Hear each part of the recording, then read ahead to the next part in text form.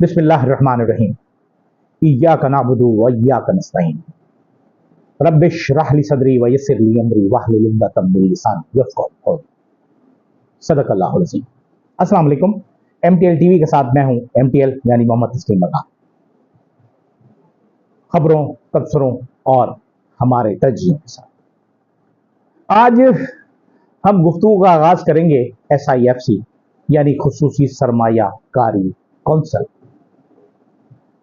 का कल जो इजलास हुआ, जिसमें इब्तदाई तौर पर वजीर आला KP के अमीनुल्लाह गंडापुर को नहीं बुलाया गया था, दावत नहीं दी गई थी और सिर्फ चीफ सेक्रेटरी को उसमें बुलाया गया था। लेकिन बाद में पता नहीं क्या हुआ, किन लोगों के कहने पर शायद कोई समझदार लोग ही होंगे जिन्होंने ये सायब मशवरा दिया होगा हुकूमत को और ताकतवर हलकों को कि इस तरह आप काम ना करें, वरना पाकिस्तान की लिए ज़्यादा मुश्किलात पैदा हों।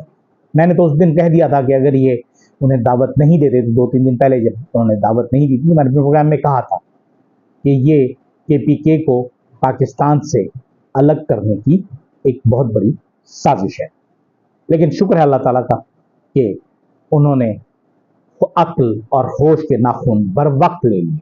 लेकिन बहरहाल हो गया। अब सरमायाकारी कौंसिल जो है वो तकरीबन 1 साल हो गया है और मैं बारहा ये बात करता रहा हूं और करता रहूंगा ये बात कि ये जो सरमायाकारी कौंसिल बनी हुई है SIFC, जिसकी सरबराही वैसे तो कहने को तो वजीर आजम है, लेकिन अगर देखा जाए तो पसे पर्दा ये ब्रेन चाइल्ड है हमारे army chief general Asim Munir. इसके अलावा पाकिस्तान में जाहिर है एग्रीकल्चर के लिए भी उन्होंने एक बहुत बड़ा इनिशिएटिव लिया हुआ है। मेरी जाती राय है कि हमारी फौज को इन कामों में नहीं घुसना चाहिए। हमारी फौज को जो काम करने हैं वो ही करें, जो उसकी जिम्मेदारी है, जो आइन और कानून के मुताबिक है, इस मुल्क की जोग्राफियाई सरहदों की हिफाजत। लेकिन पता नहीं हम जिन चक्करों में पड़े हुए हैं उसमें वैसे होता ही है कि नशा है, हीरोइन का नशा हुआ, चर्च का नशा हुआ, भंग का नशा हुआ, इसी तरह इख्तिदार का भी नशा होता है। और ये जो इख्तिदार और इख्तियार की ताकत होती है ना, ये बहुत खतरनाक होती है। जनरल आसिम मुनीर साहब तो हाफिज कुरान भी हैं, कुरान उनके सीने में है। और ये बात भी मैं कई मरतबा कह चुका हूँ कि आसिम मुनीर साहब, बस आप कुरान के हाफिज रहिए, उसकी हिफाजत करने वाले रहिए। बाद में ये ना हो कि आसिम बाजवा की तरह, कमर जावेद बाजवा की तरह आप भी जेब में कुरान लिए फिर रहे हों और लोगों से कहते फिरते हों कि मैंने कुरान पे हाथ रख के कह रहा हूँ कि मैंने कुछ नहीं। सब कुछ जो हो रहा है तो सबको पता है कि क्या हो रहा है। गुज़श्ता कल एक खतरनाक हादसा हुआ, वाक़या हुआ, जो बुनियादी तौर पर सरगोदा में हुआ। एक मसीही घर पर हमला किया गया। 400-500 लोग से ज़्यादा लोगों ने घर का घेराव किया, उनका बिजनेस था उसे जला दिया गया, उन्हें मारने की कोशिश की गई, जिंदा जलाने की कोशिश की गई। 400-450 लोगों के खिलाफ पर्चा हुआ और अब हुकूमत तहकीकात कर रही है। और हमारे यहाँ तो बड़ी आसानी से तौहीन मजहब, तौहीन कुरान, तौहीन रिसालत, तौहीन नबूवत सब पर हम लगा देते हैं बिला सोचे समझे। हम उस वक्त बड़े मुसलमान बन जाते हैं। हालांकि हम में से 20 लोग ऐसे होंगे जिन्होंने गुज़िश्ता कई बरसों से 5 वक्त की नमाज अदा नहीं की होगी एक दिन में। लेकिन जब ये वाक़या आता है तो समझते हैं कि बस इसी पर ही हमें जन्नत मिल जाएगी। बहरहाल ये एक हमारी गलत फहमी है और हम बेवकूफ़ी और जहालत की इंतहाओं तक पहुँचे हुए हैं। और खुसूसन जो गैर मुस्लिम होते हैं, यहाँ हमारे इस्लाम में जो अहद की पासदारी है उसको बहुत अहमियत दी गई है।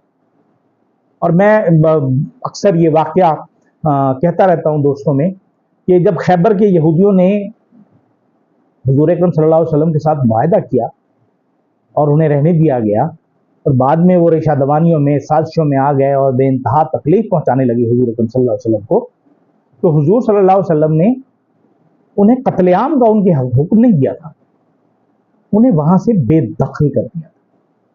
और वो इस तरह बेदखल हुए کہ پھر خیبر میں آ نہیں سکے. تو یہ ایک ہمارے لیے ایک مثال ہے بہت بڑی کہ اگر کوئی معصوم ہے تو اسے آپ نے تکلیف نہیں دینی, اور اگر کوئی وعدہ کرتا ہے, معاہدہ کرتا ہے, توڑتا ہے, تو بھی مجھے یا کسی کو بھی انہیں بلا وجہ قتل کرنے کا کوئی اجازت نہ حکم ہے نہ ہی اجازت ہے. لیکن ہم بہت بڑے مسلمان بن جاتے ہیں. آج ظاہر ہے دہشت گردی کے حوالے سے ایک پریس کانفرنس ہوئی, ایک بیان ہوئی, ایک فوجی کیپٹن ہمارے شہید ہوئے, ایک حوالدار شہید ہوئے پشاور میں دہشت گردوں کے خلاف آپریشن میں.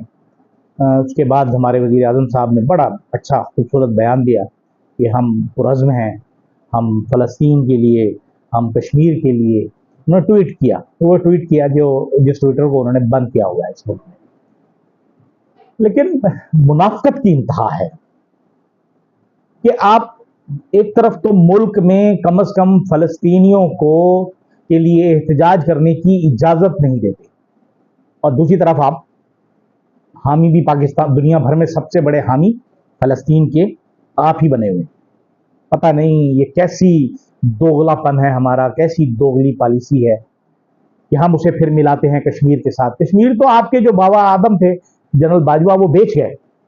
اب کشمیر کے لیے آپ کو بہت بڑی جنگ کرنی پڑے گی, جس کے لیے نہ تو آپ کے ٹینکوں کے لیے پیٹرول ہے اور نہ ہی جنرل باجوہ جیسے افسروں کی ٹانگوں میں طاقت, کیونکہ ان کی تو ٹانگیں ہی کانپنا شروع ہو جاتی ہیں. بلکہ وہ جو بلاول بھٹو نے کہا تھا کہ کانپیں ٹانگنا شروع ہو گئی, ان کی تو کانپیں ٹانگنا شروع ہوئی تھی, ایسی کانپیں ٹانگی کہ آج تک ٹانگی رہی. پھر ہم اگر یہ دیکھیں کہ جی ایس آئی ایف سی, جیسے میں نے گفتگو کی تھی کہ ایس آئی ایف سی ہو یا ایگریکلچر ہو, اس میں فوج کا کوئی رول نہیں ہونا چاہیے. کسی حد تک ضرورت ہے تو ٹھیک ہے, ورنہ فوج اپنا کام سے کام. لیکن آج جو یہ واقعہ ہوا, جو بھی دہشت گردی کے حوالے سے, پھر بشام واقعے کے لیے ہمارے وزیر داخلہ صاحب نے ایک پریس کانفرنس بھی کی کہ وہ ملزمان کو گرفتار کر لیا گیا ہے اور افغانستان کی حکومت جو ہے ان لوگوں کو سپورٹ کر رہی ہے یا ان کی پناہ میں ہے یا وہاں محفوظ ہیں. تو آپ کو بہتر بنانا ہوگا اپنے آپ کو, اپنے تعلقات کو افغان حکومت کے ساتھ. اگر آپ افغانستان کی حکومت کے ساتھ اپنے تعلقات کو بہتر بنا لیتے ہیں اور جو اعتماد کی فضا بحال ہو جاتی ہے, تو پھر آپ دیکھیں گے کہ آپ کے حالات بہتر ہو جائیں گے دونوں سرحدوں میں. لیکن ہم تو ایران کی طرف سے بھی ہمیں پریشانی ہے, افغانستان کی طرف سے بھی پریشانی ہے, اور گلگت بلتستان میں چلے جائیں, وہاں حالات کوئی اتنے اچھے نہیں ہیں. آزاد کشمیر میں تو جو گزشتہ ہفتوں میں ہوا تو ساری دنیا کو پتہ ہے, اور اس کا جو فائدہ بھارت اٹھا رہا ہے ہم پچھلے 75 سال میں کشمیر میں نہیں اٹھا سکے, اس لیے کہ ہمارے یہاں لوگ اپنے کام کے علاوہ ہر کام کرتے ہیں. ہمارے یہاں حکومت کرنے والے حکومت نہیں کرتے, وہ دوسرے کام کرتے ہیں, مال پانی بناتے ہیں. ایک طرف کہتے ہیں ہمارے یہاں 10 ارب ڈالر آ رہے ہیں, 50 ارب ڈالر, وہ 100 ارب ڈالر سے ہمارا مال چلا تھا, اب وہ 10 ارب ڈالر پہ, وہ بھی وعدے پہ, ان کا وعدہ ہے تیرے وعدے پر جیے ہم تو یہ جان جھوٹ جانا کہ خوشی سے مر نہ جاتے اگر اعتبار ہوتا. غالب نے غالباً اسی لیے ہی کہا, اسی دن کے لیے کہا تھا. اور مزیدار بات یہ ہے کہ ہم حالات کو ٹھیک کرنے کے لیے کوئی درست قدم اٹھانا ہی نہیں چاہ رہے. جیسے آج ملک ریاض کا ایک بیان آیا اور انہوں نے واضح طور پر یہ بتا دیا, ظاہر ہے انڈر دی لائن انہوں نے گفتگو کی کہ جی مجھ پر بہت دباؤ ہے, میرا بزنس تباہ کر دیا گیا, برباد کر دیا گیا, مجھ پر دباؤ ہے کہ بس آپ ایک بیان دے دیجیے آپ کے تمام کام ٹھیک ہو جائیں گے. اب ملک ریاض صاحب نے جس طرح کاروبار کیا ہے اس ملک میں, وہ کم از کم سلام ہے ان کو کہ انہوں نے ایک عمران خان اور پی ٹی آئی کے خلاف کوئی ایسا بیان نہیں دیا جس میں ان کا فائدہ ہو اور تحریک انصاف اور پاکستانی قوم کا نقصان. اور آج انہوں نے اس کا برملا اظہار بھی کیا. وہ ملک سے باہر ہیں, فرار ہیں, مفرور ہیں, غائب ہیں, ایبسنٹ ہیں, جو بھی کہہ لیں آپ, لیکن انہوں نے یہ بات کہہ دی کہ مجھ پر جو دباؤ ہے وہ اس کام کے لیے. پھر وہی بات کہ جی خدا کے واسطے, خدا کے واسطے, خدا کے واسطے, छोड़ें इन चीजों को, छोड़ें इन बातों को, इस मुल्क की बेहतरी को सोचें। आपकी इज्जत सिर्फ उस वक्त होगी जब आपकी वजह से मुल्क तरक्की करेगा और मुल्क की बेहतरी होगी। अगर मुल्क की बेहतरी होगी तो यकीनन ये पूरी कौम आपको सलाम करेगी। मैं जब बात कर रहा हूं जनरल आसिम मुनीर साहब, लेकिन अगर आपका तर्ज अमल भी वही हुआ जो जनरल बाजवा का था, तो जो हाल आज जनरल बाजवा का है, कल आपका भी हो सकता है। खुदा के लिए वो फैसले कीजिए जिसमें आप तारीख में अमर हो जाएं, आप टीपू सुल्तान बन जाएं, मीर जाफर या मीर सादिक के नामों से न पुकारे जाएं। इजाजत दीजिए, अल्लाह हाफिज।